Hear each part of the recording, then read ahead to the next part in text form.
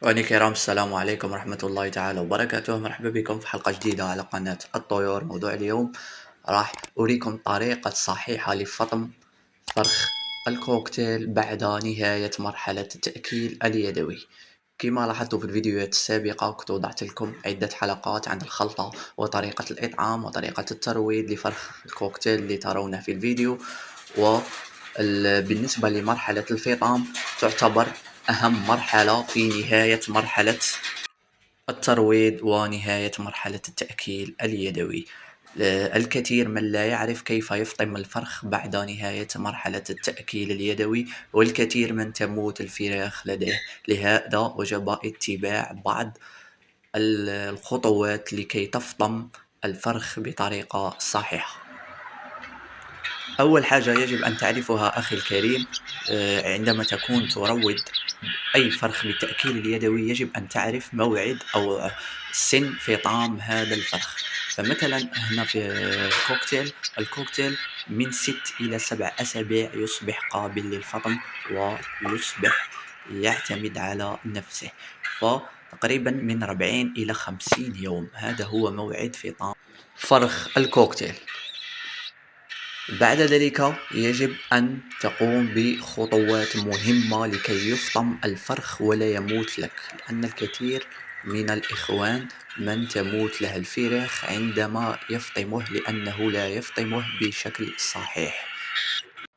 وبالنسبة لفطم الفرخ ضروري نفطم الفرخ في هذا السن، يعني عندما يصل لمرحلة الفطام يجب فطامه، لأنك إذا تركته بالتأكيل اليدوي فراح يبقى يعتمد على التأكيل اليدوي وما راحش يعتمد على نفسه وما راحش يتعلم. لذلك ضرورة نفطم الفرخ لكي نعوده على القفص. نشتري القفص، نقوم بوضع أكل الطائر اللي روضناه بالتأكيل اليدوي في القفص، نضع له الماء، نضع له المجتم كما تلاحظوا وضعته أسفل القفص لكي يتعلم الوقوف فيه ويجد سهولة للصعود إلى المجتم. لأن الفرخ عندما ستضعه لأول مرة في القفص لا يعرف كيف يقف فوق المجتم، لا يعرف كيف يقف فوق المئكل، يعني لا يعرف يشرب الماء، لا يعرف أي شيء. لهذا هذه المرحلة مهمة لكي يتعود الطائر على القفص، لأنه أول مرة راح يدخل للقفص. تضع الأكل، الماء، المجتم كما قلنا في الأسفل، كل شيء، وتزيد تضع الأكل الطري. ففي هذه المرحلة الأسبوع تقريبا الأول للفطم ضروري تقدم له البيض المسلوق تقريبا كل يوم. الأغذية اللي تكون طرية راح نقدموا له أيضا الخيار، الخس، خضروات، المهم تكون طرية راح تساعده، لأنه لا يعرف كيف يكسر البذور بشكل جيد.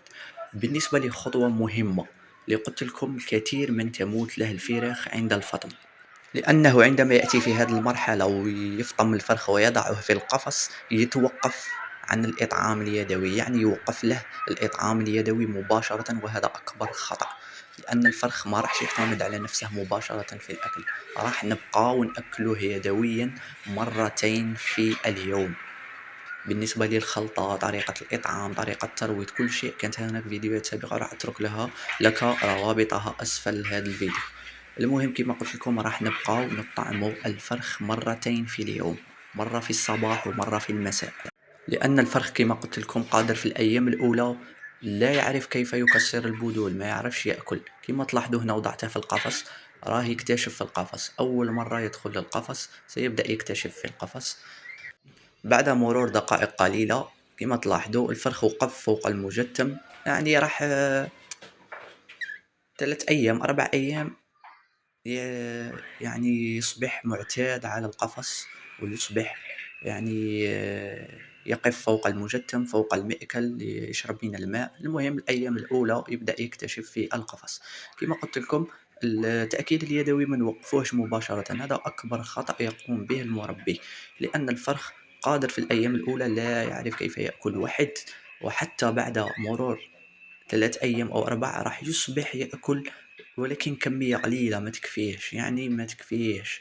فلذلك وجب مساعدته بالإطعام اليدوي خلال الأسبوع الأول أو 5 أيام الأولى مرتين في اليوم. فعندما تلاحظ بأن الفرخ بدأ يعني يأكل كمية بذور أكبر، تلاحظ أوساخ الأكل أسفل القفص بكثرة، هنا تبدأ تنقص كمية التأكيل اليدوي. نصبح نعطيه مرة واحدة إطعام يدوي في اليوم، مرة واحدة في اليوم تكفي. وبعد مرور 5 أيام أخرى تلاحظ بأن الفرخ بدأ يعني يأكل عادي من المأكل، توقف مباشرة الإبرة. التأكيل اليدوي نوقفوه ضروري لأن الفرخ اعتمد على نفسه.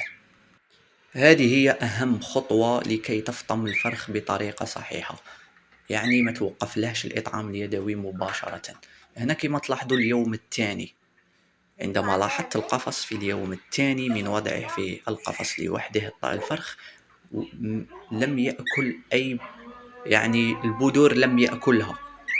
ما تلاحظوا وجدته لم يأكل حبة بذور، لم يأكلها. فلهذا هنا كما تلاحظوا راح أطعمه يدويا مرتين في اليوم. بعد 5 أيام تصبح مرة واحدة. بعد ذلك عندما نلاحظ أن الفرخ بدأ يأكل ويعتمد على نفسه نوقف الإطعام اليدوي.